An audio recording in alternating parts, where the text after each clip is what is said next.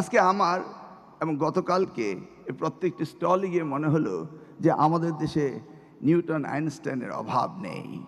আসলে এই ধরনের প্রোগ্রাম এই প্রথম আমরা করতে পেরেছি। এই আইডিয়াটি কিন্তু এসেছে, যেটা মাহাদি আমিন অনেকখানি বলেছে। আমাদের সামনে বসে আছেন আমাদের madam prime minister doctor Zubaida Rahman. আমরা এর পূর্বে ঢাকা ডিভিশনের যে অনুষ্ঠানটি ফাইনাল রাউন্ডে এসেছিল শাহিন স্কুল অ্যান্ড কলেজে, সেই অনুষ্ঠানে তিনি উপস্থিত ছিলেন এবং দেখেছি।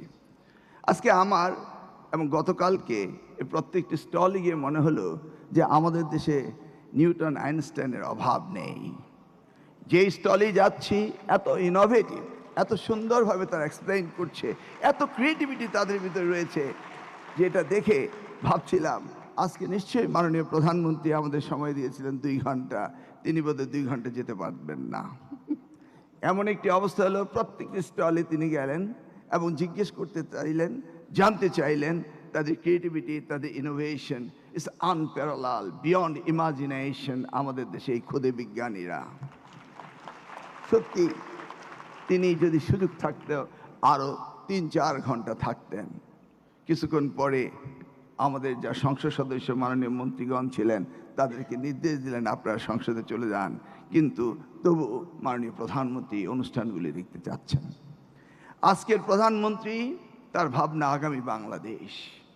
এইভাবে হৃদয় থেকে বাংলাদেশকে যেভাবে তিনি ভালোবেসেছেন, ঠিক তেমনিভাবে ভালোবেসেছিলেন প্রয়াত পিতা শহীদ রাষ্ট্রপতি জিয়াউর রহমান।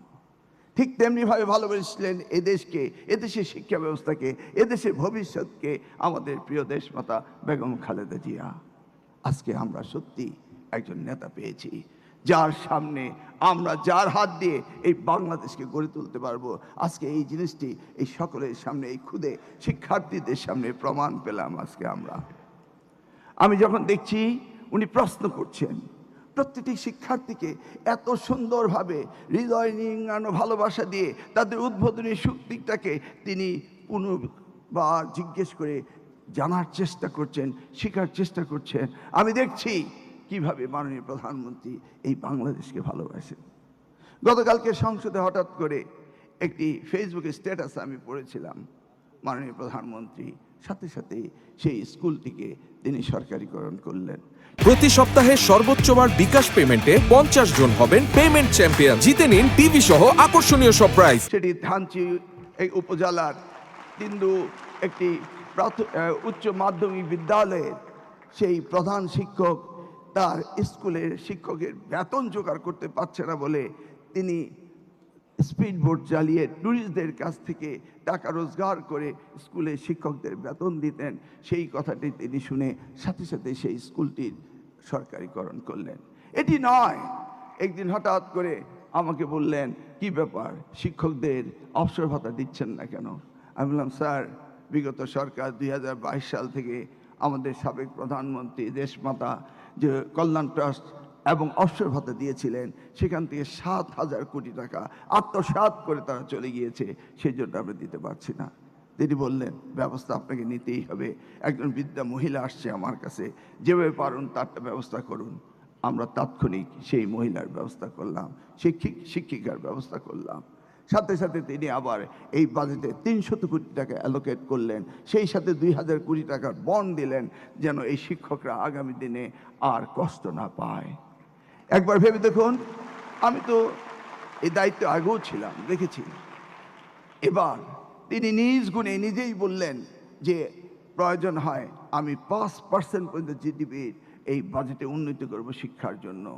আমরা অনেক ভেবেচিন্তে এবার 2% জিডিপির আমরা নিয়েছি, তা 1,36,000 কোটি টাকা আমরা পেয়েছি ওনার কাছ থেকে।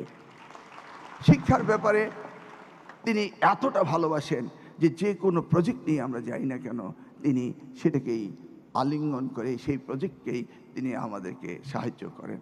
দেখুন, আজকের এমন কর্মব্যস্ততার দিনে, বাজেট অধিবেশনের শেষ দিনে তিনি তড়িঘড়ি করে বক্তৃতা শেষ করে এসে এই ক্ষুদে শিক্ষার্থীদের সাথে আজকে সকলের সাথে কি সুন্দর আলোচনা করলেন। আমরা সত্যি পেয়েছি। আগামী বাংলাদেশ গড়ার জন্য যেই নেতৃত্ব আমাদের দরকার সেই নেতৃত্ব আমরা পেয়েছি। আপনারা সকলে আল্লাহ রাব্বুল আলামিনের কাছে দোয়া করবেন তিনি যেন সুস্থ থাকেন এবং এই বাংলাদেশকে যেন তিনি আগামী দিনে নিয়ে যেতে পারেন, সেইটাই হবে আমাদের সকলের আশা। দেখুন, তিনি কারিগরি শিক্ষাকে আবারও সবচেয়ে বেশি গুরুত্ব দিচ্ছেন। এই বছর কারিগরি শিক্ষায় তিনি 18,000 কোটি টাকা বাজেট উন্নীত করেছেন।